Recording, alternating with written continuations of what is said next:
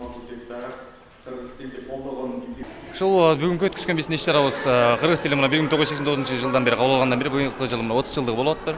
Ошого карата биздин Кыргыз улуттук университетинин жана Кыргыз Европа факультетинин активисттери, студенттери, мыктылары, баягы атайын таланттарлар бардыгы биригип чогултуп, бүгүнкү күндө ошо Кыргыз тилинин 23-үнө карата, тил күнүнө карата бүгүн общий жакшы бир грандиозный, чоң деңгээлде концертибизди өткөздүк. Бирөөбүз аябай эле жакшы деңгээлде деле болду деп эсептейбиз. Өзүңүздөр дагы тарттыңыздар окшойт. Анан айта кетсек, ошо быйылкы жылдан жылга бул нерсе уланып келет. Былтыр жылдарда аябай жакшы өткөзүп келгенбиз. Быйыл 30 жылдан бери быйылкы жылда өзгөчө өтүп жатат.